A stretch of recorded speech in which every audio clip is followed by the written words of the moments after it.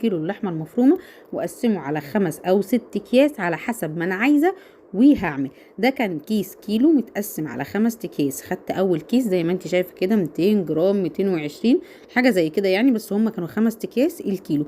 جبت عليهم بشرتين كبار بشرتهم كويس قوي، وهنزل عليهم بملح وفلفل، وهنزل ميتهم عشان هستخدم ميتهم في طريقه لا تخطر على بالك ولا على بال اي حد.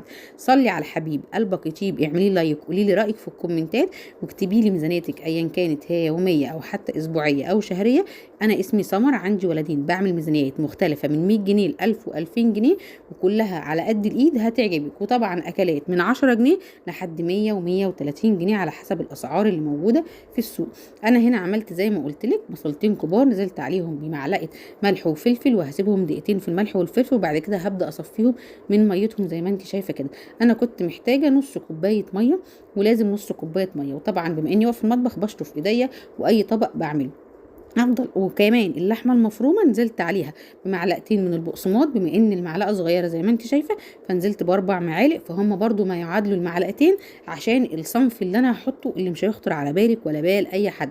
وبدات اعصر في البصله زي ما انت شايفه كده، وعصرتها كويس قوي عشان انا محتاجه كميه من الميه.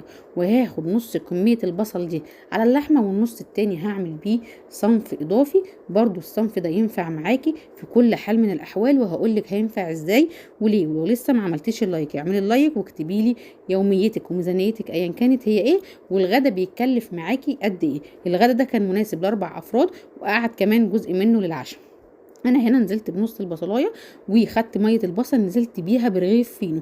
هو للامانه نص رغيف فينو هيبقى تمام قوي يعني. انا طبعا نزلت برغيف كامل من الفينو، كانت ميه البصل كتيره، وهبدا اشربها من ميه البصل دي. وميه البصل متملحه كويس بالملح والفلفل، وهتبقى منديه زي ما انت شايفه كده. هبدا اشربها كلها ميه البصل، وفي الكبه هديها لفه. ولو هتعمليها على ايدك مع الكفته هتاخد منك وقت مش اقل من 10 دقايق. فانا طبعا بما اني مجهودي على قدي وحامل، فقلبتها بالبقسماط والملح والبصل، وهديها لفه في الكبه كده 5 دقايق. اللهم بارك. ولو كانت كبتك اكبر من كده صدقيني هتسمغ معاكي بسرعه. هديها اللفه زي ما انت شايفه، وهوريكي طريقتها، ومش هيبان خالص فيها رغيف الفينو اهو زي ما انت شايفه كده. اديتها لفه ولقيت فتفتين، بما ان الكبه كانت صغيره قرفتني، في هفرك الفينو كده وهدوبه في اللحمه زي ما انت شايفه قدام عينيك. كانت ريحتها حلوه جدا، اكله موفره اقتصاديه. حطيت كمان معلقه من الكربونات عشان ما تكشش مني، بما انها لحمه مفرومه اكيد فيها نسبه دهن.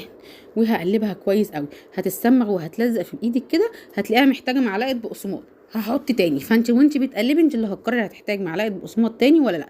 انا حطيت معلقه بقسماط لقيتها تمام. هغسل ايديا واساوي الطبق وادخلها تتشمع في الفريزر، يعني نص ساعه ساعه على حسب ما انا فاضيه.